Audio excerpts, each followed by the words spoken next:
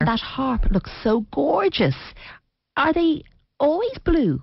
No, this is a very modern harp. It's made by Camac in France, and it's blue because it's also electric as well as acoustic. Now, today I'm going to be playing it acoustically. Okay, but it's an electric blue colour.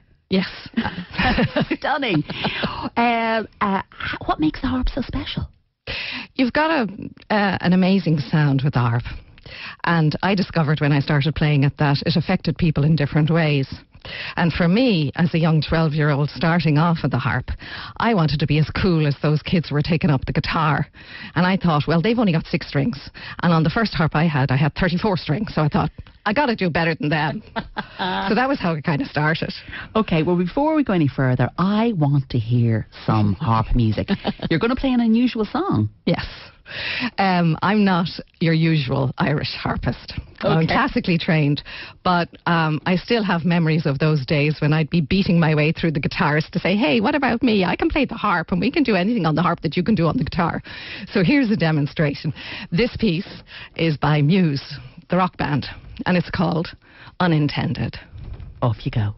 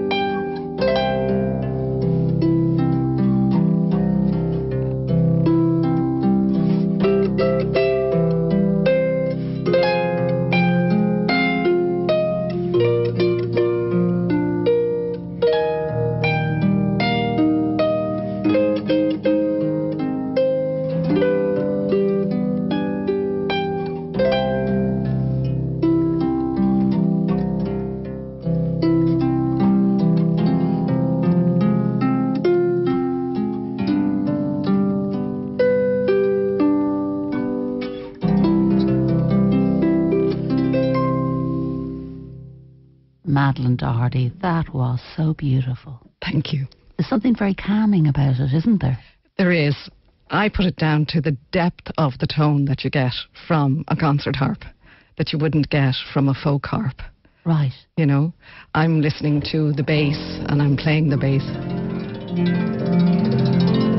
The effect of that is very, very calming. It's very rich.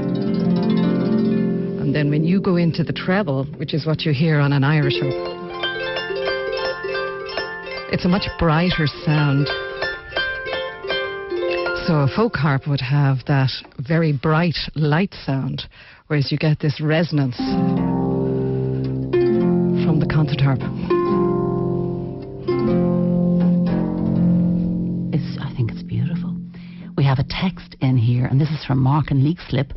My God, I love that song. Muse are brilliant and amazing, and it's so unusual that such an old instrument can be taken to such a new song. Sounds brilliant, well done. And that's from a big fan, Mark in Leixlip. Thanks very much.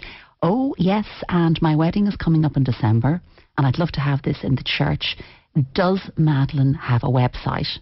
You might as well get that in now, Madeleine. Oh, yes. Yeah, go on, tell us. MadeleineDoherty.ie, and it's Madeleine, as in French, Madeleine, Madeleine, Doherty, Doherty.ie, all one word. All lowercase. Do you do weddings? And I do weddings. They are my bread and butter. Oh, really?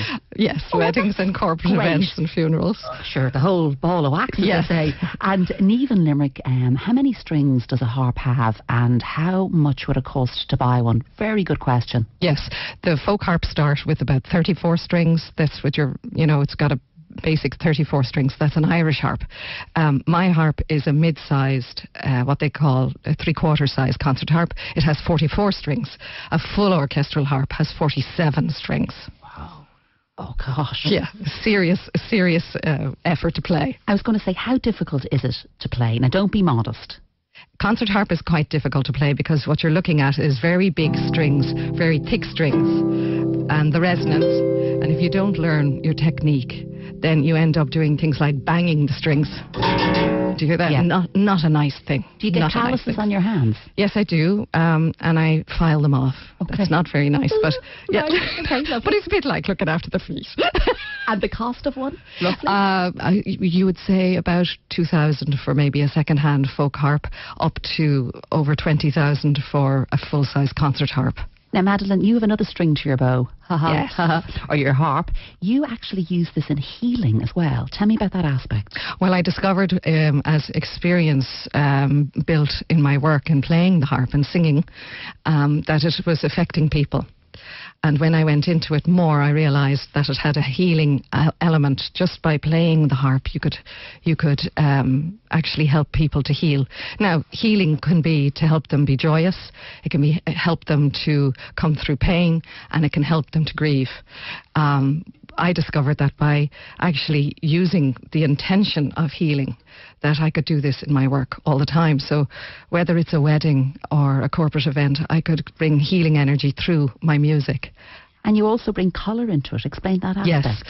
Yes. I use colour as a tool for consciousness, which is a very grand way of saying that you can use colour to help people get a better understanding of where they are in their lives and what it is they're doing and why. Because colour is an instinctive thing. You don't sit down and say, well, because it's Tuesday and because it's grey outside, I'm going to wear blue. Colour is instinctive. If I asked you what colours you like, you'll tell me. You won't have to stop and think. If I asked you what colours you don't like, you will be equally emphatic. You will know exactly what colours you never go near and what colours that sometimes you just don't like. And using that instinctiveness, you can actually get a handle on what's going on in your life, when you're confused and why you have the challenges you have. But colour also points to your uniqueness. And so you can focus on your strengths to come through the conflict. So there's a lovely gift in it. And working with colour, you don't have to know any